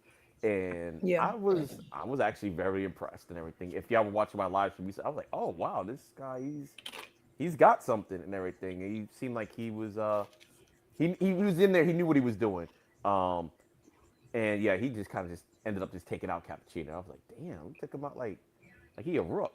But yeah, I was like impressed with him. I was like, I thought because I watched it on my phone, so I didn't have my glasses on. I'm like, does that look like an A and a J on this truck? Like, I think his name was like maybe it's a design, and I'm just thinking it's something else. So that was kind of weirding me out like the whole match. I'm like, it looks like it's a name, but that doesn't look like his name. But anyway, I thought he was impressive. Like his power moves were good, and I was just like, man, he's quick. He's quick. He can. I mean, these PC guys, they're nothing to mess with. So I was good with it. I was good with it, even though it wasn't overly long. But Okay. I thought he was impressive. My thoughts on this match. First off, Cam Hendricks, but the stuff that they are pushing you, because if they let you do the thing with Show Speed and Randy Orton, that means they have a future in you. And they put you in Evolve because they realized like they put you in NXT, you would have been buried. You would have been buried in a month, no matter how much you even tried. Like you have the swagger, I can see it, and you're smooth in the ring. I can see that too. It's just something about you that just doesn't click with me. With me, when I saw him, I'm like, why are they cloning Ricky Starks? Some weird reason.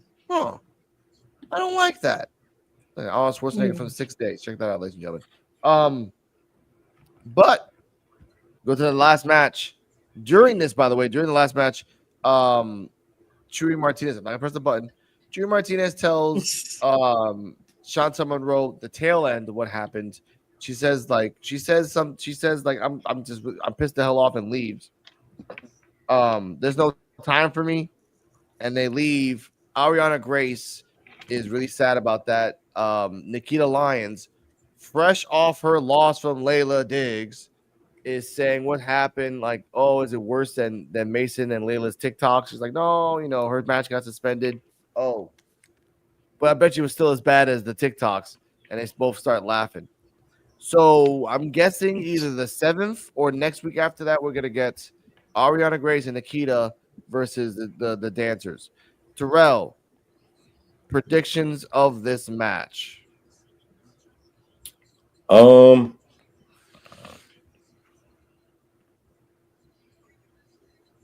be honest, I think the match is going to be very it's going to be some type of comedic atmosphere going on in this match. I feel like, as far as in with who's going to win, I'm actually split between my decision. I wouldn't mind either one team to win, honestly and truthfully. Yeah. That was deep. Yeah. Like that. Okay. CJ.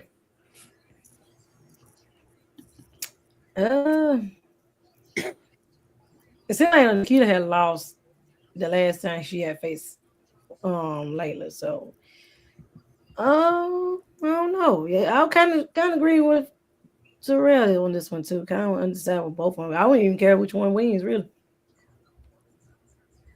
I don't want to be winning, be fine with me. Okay. Now I'm gonna ask a question. I'm gonna ask a question for EOD, and then you guys can answer after he answers too. Thoughts on this tag team match and the fact that and then booking in wrestling terms. If you book Ariana in a tag team, that means she's not good enough to be by herself. But then if you book Nikita in a tag team, that means that she's too good to be by herself. She's too hot right now. That the special move that she just invented, ladies and gentlemen, that got famous, as we see right here.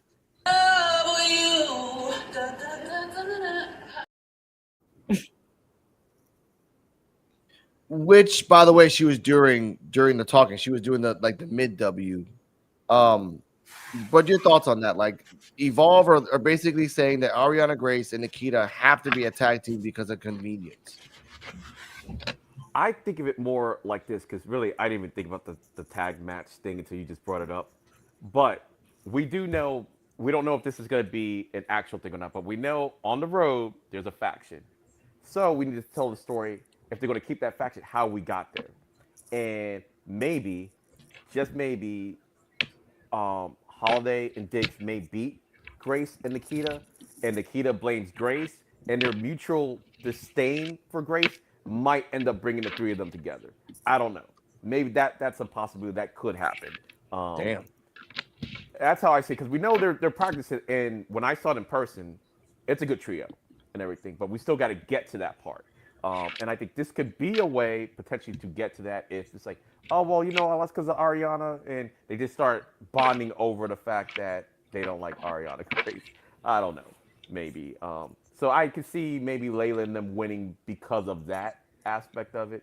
But yeah, like Terrell said, I think it's gonna be more of like a comedic match and stuff like that. But yeah, that's kind of how I think it could probably go. And yeah, I want to add to that. Ariana can't dance for damn. So there's gonna be a point during the match where Nikita and then Mason are gonna doing a dance off, and then Layla, Mason, and Nikita are doing a dance off, and then Ariana's like, "I'll just stand here and wave and wave." Yeah, I know I like Ariana Grace. So, but yeah, everybody's got to roll. Everybody's got to roll the fill. So, yeah. But before you move on, I was gonna say the whole cut scenes they were doing with Chewie in the back, I did like that because I thought that was just different that we haven't seen an Evolve and stuff like. Oh, we're in a match. We're just gonna cut back here, let you know we're pushing this match back or whatever for whatever reason. It made it feel like the whole tournament was even bigger than what it actually was. Because look, we don't even got enough time for anything else. We got to get this done, and we don't know how long it's gonna take. So I did like that part of it and the little cut scenes in between. So I thought that was a pretty cool touch. So okay. I thought it was cool too, but we'll talk about my rant in a second because it's gonna bother me. Let's get back to the match. Marcus Mathers versus Cam Hendricks. I'm sorry, your name is AJ Slater. I'm sorry. You're stuck for that forever. AJ Slater is in the ring. Marcus Mathers slides in. There's a cat fighting in the background. Marcus Mathers slides in, does the mystery kick, tries. This was a good match. Also, I want to give a shout out to Sam Holloway. We talked wait. Do y'all see Brooks Jensen on TNA right now? No, I don't watch TNA. I'm recording it. Bro, that's Brooks Jensen? Ooh, what happened? He get buffed up in 3 weeks? No, he was really. I mean, he got a freaking beard. He got on jeans. Dude just been looking like he looked like he just got out of jail, and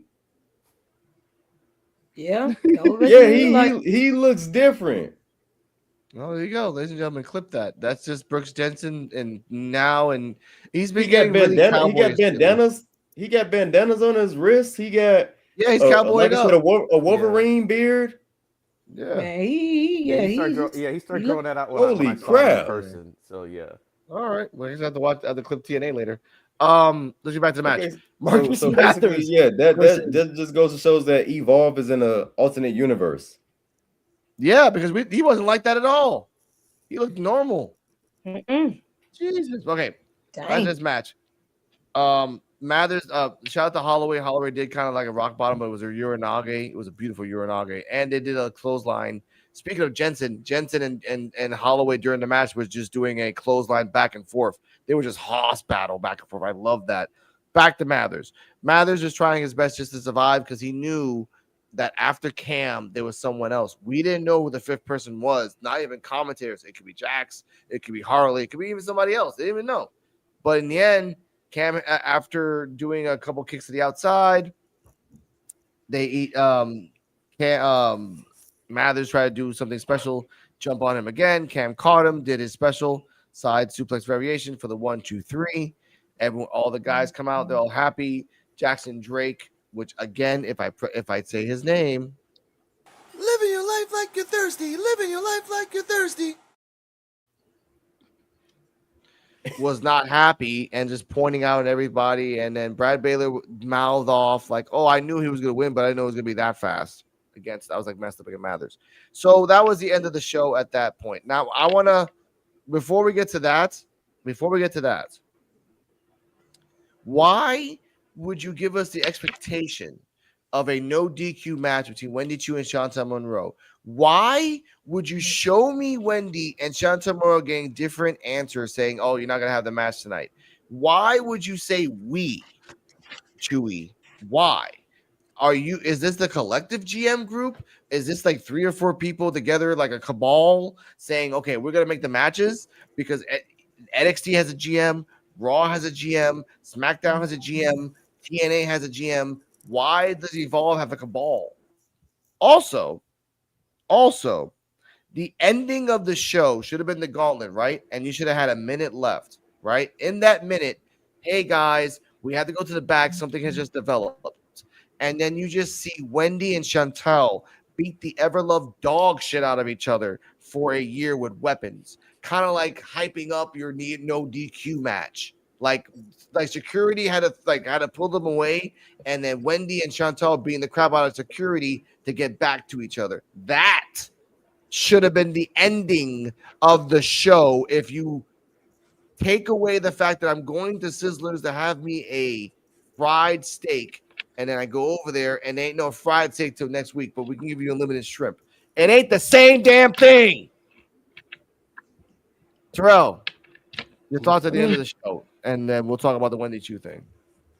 You know what? I was looking forward to seeing this actually unfold, and then being told that it was going to be postponed is pretty outrageous, because how could they not edit that out? You know what I'm saying? Like, this whole time we were anticipating the no DQ match to be yesterday. Now we gotta wait. And then when the show comes on, Wendy Chu is talking trash about seeing her tonight in the no DQ match, just for it to later on be changed. Bro, I don't know what to say. I can say that we were disappointed. We definitely were disappointed, because when the show was going off, we was like, wait, that was the show? I mean, not saying it was a bad show, but it's just like, okay, that was a weird show. It was weird. Yeah. They said, like, it's something going on, man. They're doing a multiverse on us now. Mm-hmm. And before we get to TJ, remember, Carmen Petrovic got mad because 1, the match got suspended, and 2, certain women don't deserve to get the belt, which then she's implying that she herself should go after Kendall Gray. So that's one. Two, again, the cabal of GMs here, because Thatcher's a GM. Chewy said it in the clip that we said, we have to push your match back. We are sorry. Don't be saying we, but CJ Wolf, your thoughts at the end of the show and the fact that we have to wait till January. And I want to say this too. They're going to wear the same clothes. They're going to wear the same exact clothes that they had on tonight. So therefore, we just have to wait 3 weeks for the same exact match that they could have gave us. You could have did a come on. Yeah, it was kind of weird that they postponed this match for 2 weeks. Kind of looking forward to seeing it too.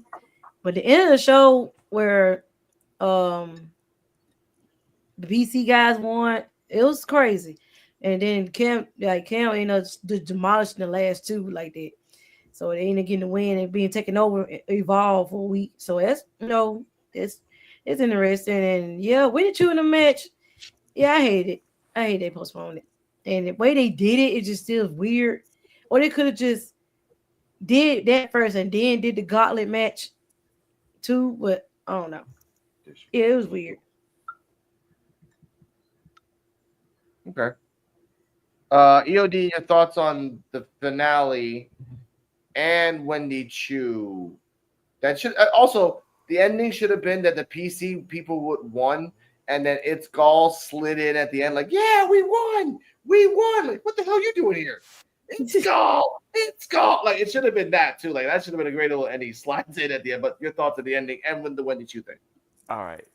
My whole thing, I agree with everything I said, but the only thing I disagree with, I actually didn't mind it because it was so different. The whole we're postponing, like it was gonna mess with my thumbnail. Good thing I didn't do my thumbnail first because it was definitely gonna be Winnie Chu and Chantel Monroe. But I was like, oh, the match didn't actually happen.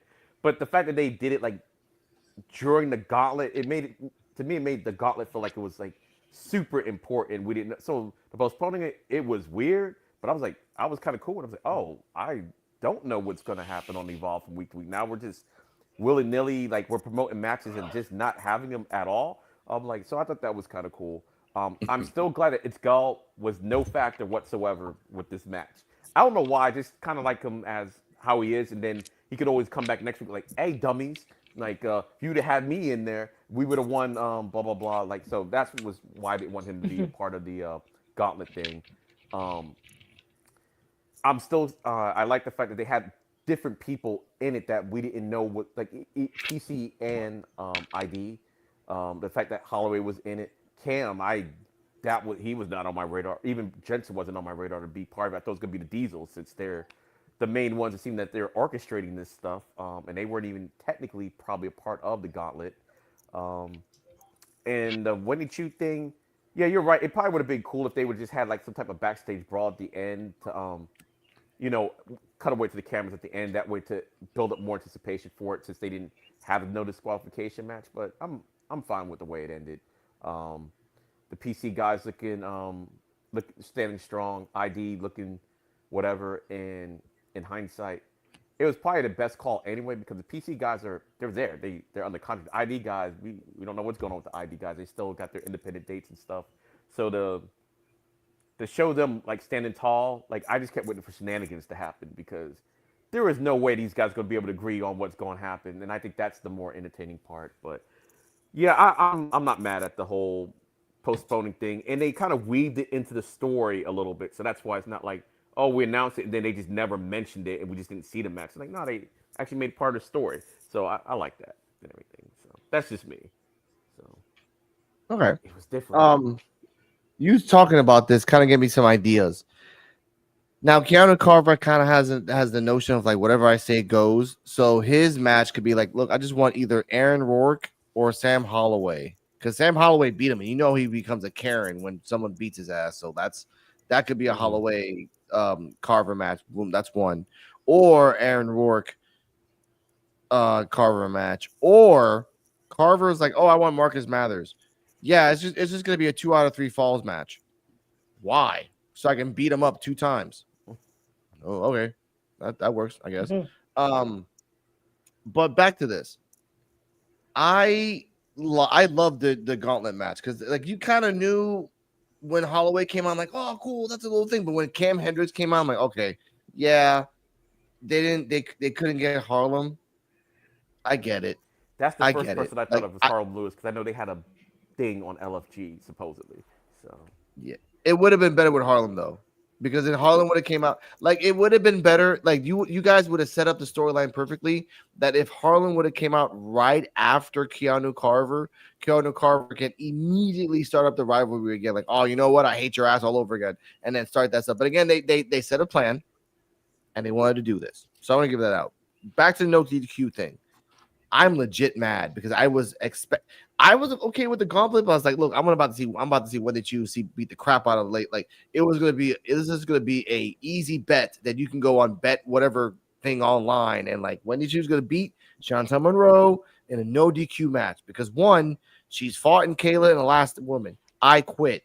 Coffin match. She has done it all. Chantel Monroe, you badass, but you cocky and you don't know you're a freak too. I don't care. I'm sorry to say this. But I want to say this real quick before we get to the next segment, before we get out of here. And I'm going to say this exactly at 1 minute, 31 seconds, 31 minutes, 15 seconds. Chantal Monroe, Wendy Chu, I'm going to tag you every week. You have 3 weeks to build this match. 3 weeks. There's a guy called Inofe. Text him, and he can tell you how you guys can go back and forth for 3 weeks. Show off. Wendy Chu, you really hate this woman? Talk about it. Put some clips out there. Chantel Monroe, you're crazy with mirrors? Talk about it. You have 3 weeks. Do it. Even if this is a 7-minute match and you know this is a 7-minute match, it does not matter. This is going to be the main event on January 7th. They don't postpone this. Bianca, Selena Vega. That's what they need to do. Go on, Terrell. Yeah, they need to be really promoting this match, man. They could be real deal, like as if they're beefing for real. Yeah. Get social media involved, get a whole bunch of people involved, and just go crazy with it. They could do Macho Man Jack Tunney, where Wendy Chu and Chantel Monroe are both pissed off at the Evolve establishment. So they're both saying, dude, you guys extended our crap for 3 weeks. That's not fair. We should have been the main event. The Gauntlet match should have been like, you really could push this and really piss off the establishment and you guys each other. Like, there's no limit in Evolve. Shawn Legacy does crazy shit every week and he tags Evolve. Like, there's no limit. I want to say that. Now, before we go, there's a segment that I wanted to do last week, but I didn't really do it. But we're going to talk about it and experiment with this real quick, ladies and gentlemen. It's called It's Gall versus Nature. Now, we saw a picture about a week back where It's Gall put a picture on his Instagram saying that It's Gall with two things of pre-workout powder versus one gorilla, right? He put out the poll, put that out there. You know, a lot of people kind of agreed. But since we're gonna do this every week because I love talking about this, Terrell, It's Gall with two tablespoons or 2 like big ass spoons of pre-workout powder versus one gorilla, not a silverback, not the mutant gorilla that we saw in the 100. Shout out to the 100. Just a gorilla. Who wins? No feelings, just facts.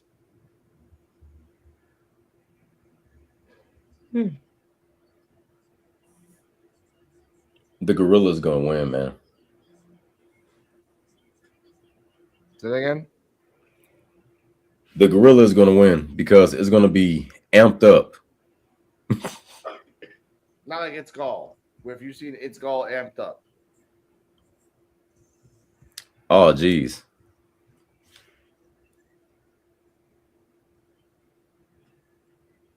Okay.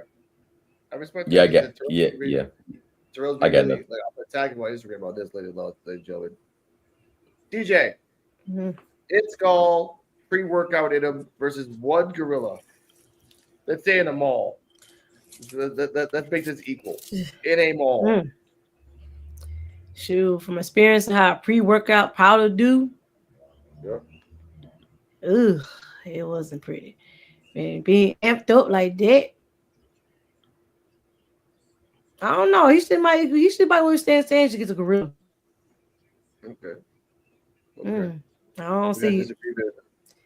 We Ain't got no way you gonna disagreement. try to suplex up. You ain't gonna suplex no gorilla. You think I can't do it. Oh my god, I love that shit. I love it. All right. All right. Oh my god, he's super like, it's gone. And the gorilla's like, okay, that's just weird. All right. EOD. EOD. It's called pre-workout in him versus one gorilla. Next week it's gonna be a crazy animal. All right. I have all of this in my mind. Like I've taken pre-workout and everything, and it's called. I can't. You're gonna take your pre-workout, and you're gonna get up there. You're gonna have a lot of energy, but you're gonna get your ass beat at a pretty ferocious pace by that gorilla and everything. Pre-workout or no pre-workout, it is not. Yeah. It is not gonna happen. You might think you're beating him while the gorilla's beating you because you might be having delusions of grandeur at a time because you don't know where you're at. But yeah, that's not happening. I remember the workout with you and Jamar. I mean, you were kind of struggling a little bit on them weights. So I remember that. So it's called, yeah. I hate to break it to you. Like, you might be able to take me out. Yeah, I'll take it out of the gorilla. I'm sorry. Yeah. Now, Oh my God. yeah, what? The righteous just came to TNA and they're kidnapping Matt Hardy.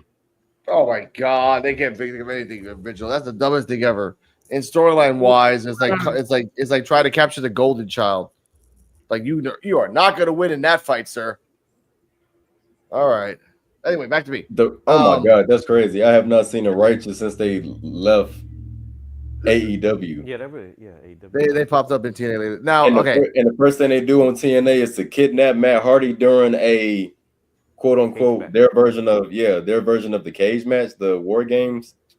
See, that's just dumb. Again, kidnap Jeff Hardy, but kidnap Matt Hardy, the guy that can go to transcend the different consciousness and talk to different presidents and talk to that's what the is thing. your problem, That's the thing. They need him. It makes more sense. The righteous. So he is the golden child. Oh, okay. Let's go. All right, but I mean, it would make more sense. It would make more sense to kidnap Matt Hardy. Yeah, Jeff Hardy's like, yeah, you gotta feed him alcohol. That's a waste of money. What? Yeah, I said that EOD. Press the button. Press the button. Wait. I said it. But all right, back to the It's Gall. It's Gall versus the Gorilla. Short answer. If it's in a mall, I would give it like a 64% chance that he'll win, but that's a low chance. Cardi says the Gorilla will win because she wants to happiness for gorillas. So I like that. That's good. She's giving me a weird face. But either way, let's get to the end of the show, ladies and gentlemen. Final rating of this basically one match show. EOD, final rating. I'm giving the show an A. I enjoyed all of it. So that's it. Okay. CJ? Yeah, I get an A as well. This one was a pretty good show. I love the Gauntlet match and the promo with Kendall and Kylie and PJ. Yeah, it's just I would say A minus because they postponed that match, but no, overall, yeah, it was a really good show. Okay. Terrell? Yeah, I'll give the match. I give the show a A. I give it an A. It wasn't a bad show. It's just the whole thing with the confusion of the no DQ match, but with Wendy Chu and Chantel Monroe. But hey, man, if they feel like they want to postpone it, I think it's a good call because the Gauntlet match is what was the show. That was the main attraction of the show, and they probably don't want to overshadow the no DQ match. Okay. Yeah, but I respect the Gauntlet match. There should have been a no key. Again, there should have been a backstage segment where they beat the crap out of each other so we can lead on to the no DQ. I'm still pissed at that. You gave time to Ariana Grace and the Kid Alliance, even though during the match. You gave Carmen Petrovic, for some weird reason, enough time to talk. I'm like, all right, whatever, I guess, sure.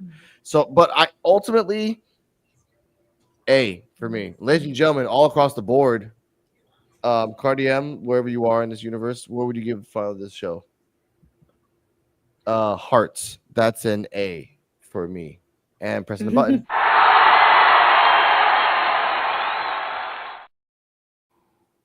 Yeah. Here we go. I did say there's a Happy Wednesday. So happy Wednesday, ladies and gentlemen, where we get a special guest somewhere across the pond, not Coach. We miss you, sir. Hey guys, happy Wednesday. So today I have a special surprise for Kendall. Let me go get her. Hold on. Cover your eyes. Okay. Thank you. Ready? Open them. Surprise! It's for our first win. This is for what? Our first win. Oh, okay. So Yeah. thanks, but it says happy birthday. Well, have you ever gone to the store and there's a congratulations on your first win? Yeah, good point. Thank you. Okay. Look at that crown. Come on, let's play. All right. Hey! Yo. Act natural. Yo, this is a professional setup. You know, I'm going Yeah. in the middle. Welcome. Tell everyone who you are. Birthday candle? No, it's not my birthday. It's not your birthday. No. I tried my best! You got the crown and everything though. Okay, but you can have the crown now. Oh, I cannot. Oh. Anywho, introduce yourself. Yo, Leon Slater, #1 contender to the NXT title and the youngest X Division champion of all time. Well, I was gonna say there are congratulations in order, but Hey, I we weren't appreciate you, Red. I appreciate that. I No, but appreciate that. we It was were a talking- big win, and I'm I looking was- forward to the match. we were talking about us. We just beat, Oh, you know. yeah, We just yeah, had yeah, our yeah, first yeah, win. yeah, It's my first one of the year. Yeah. Yeah, you didn't watch? guys- You didn't even watch. All right. Congrats. Well, the point I'm gonna watch is. it. I'll Okay. watch it back. I'll watch it back. All right, we'll see you. We'll see you. Okay. Well, the point is. Was that weird? Yeah, I tried to act as cool as I can, but I just couldn't. He might be a little bit too cool. Okay. Well, anyways, the point is, we got that. W. Dun, dun, dun, dun, dun. How do you dance out? I don't know. Dance out. You The can't other way. help us. Do it the other way.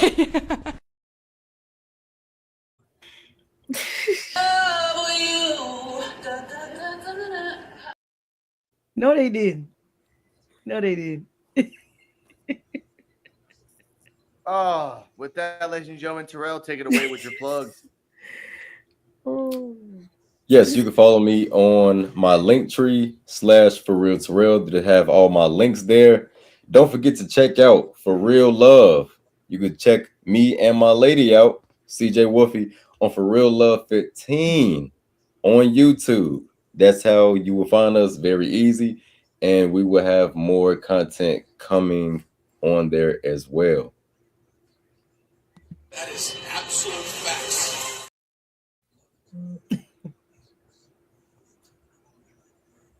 CJ. You can also follow me on my Linktree, which is my Linktree /CJ Wolfie 15, and you can look through all my socials all through there, and you can give me a good like and subscribe. Oh, and she also been putting up video game testing. Yeah. Also, my Linktrees is also all the videos I did put on YouTube. So basically some testing gameplays, but you know, just if you want to watch it to see how everything flows, no. Yeah, we ain't got like a game. Yeah, we ain't got gaming PCs and we got MacBooks, man. We just trying to see what all flies and what all don't. Okay. Yeah, I love that. trying to That's do actually pretty something. cool. Like, there's a lot of MacBook games you can play. Check out The Forest. That is a good game you can play on the MacBook. That'll drive you crazy. Oh yeah. P.U.W.F, wise man from wherever you are in America, please tell us. All right. You can find me at Linktree /EndOfDays33, where you'll have my EOD Wrestling Hub YouTube page. But I also have another page, Their Nexus Reviews. There's no Evolve next week, so come watch Stranger Things, the live show with me. We're going to do that on Christmas and on New Year's Eve. Yeah, I don't have Evolve anyway, so come and watch me on there. But all my links are on there on my social media pages, so yeah, just like and subscribe. EOD reminded me there's no show for the next 3 weeks. There's taped NXT shows, taped Raw, taped SmackDown, taped bleh, but there still is no Evolve in the next 3 weeks. I might do a show in the next 3 weeks, just as like just a memoriam of what has happened in the last 41 episodes. But ultimately, Stay healthy, stay happy. You can find all my links down below. I'm on the road to just getting monetized on Rico Reactions. Shout out to Shiloh Hill. Thank you for watching. Shout out to It's Gall. Thank you for liking. Shout out to all the people, Robert Stone, Kendall Gray, Layla Diggs, Chantel Monroe that liked my story or even watched it. I appreciate you sincerely. We do this show because we want to show you that we are the only one of 5 honest, just honest reviewers that do it. EOD, myself, ourselves, sorry, Coach, Not Lost in Japan, the DRWC show, and others. It's like 2 neurodivergent one, but that was like 6 minutes, so that doesn't count. That's still 6 minutes. I respect it. Why do we do this? Because we know that you made this show on Tubi for a reason, to do the long haul. And if no one's talking, if no one's watching it and crapping on it, as Terrell always says, it's your loss for not taking the time to watch on a channel that's free, 45, 50 minutes. It's free across the pond. Yep, I don't get it, man. I just don't get it. You know, a lot of people say 2025 was the worst year in wrestling, professional wrestling history. I'm not buying it. Maybe, yeah, y'all are tweaking. You have other avenues. You have other televised programs. You have literally WWE Evolve. It's a free program, televised program on Tubi. You have YouTube, where they have literally indie circuits that you can watch. Okay, you have local shows in your hometown or the next town over that you can go to and check out these local talents, because just like the people on AEW and the WWE main roster, they all start somewhere. Okay, but just because you don't know these people don't mean you don't have to tune in, or you don't have to check them out, because one day they're going to be a star on these, main shows. And it's just your fault. It wasn't a bad year for professional wrestling. It was just a bad year for WWE's main roster. Yeah. But guess what? In Evolve, in this 1 year between March 6th until now, Kylie Ray versus Wendy Chu, last woman standing match. Kendall Gray versus Wendy Chu, I quit match. Kendall Gray versus Kelly Armstrong, great freaking match. Idris Inoue versus Dante Chen. Idris Inoue versus Jamar Hampton. It's Gall finally got a freaking win. Like Adrenaline Drip versus the Diesels. Adrenaline Drip versus the Diesels. Adrenaline Drip versus the Diesels. Women, match after match after match in less than a year, and that's consistent. Whereas in Raw and SmackDown, you got Cody Rhodes, Roman Reigns, and but ladies and gentlemen, remember, we'll see you in 3 weeks. P.U.W.F Wrestling Talk. We'll be talking about Saturday. I don't know what we'll talk about, but it's Saturday, so God bless us all. And remember, stay healthy, stay happy. And Chuy Martinez, you still suck. Sorry.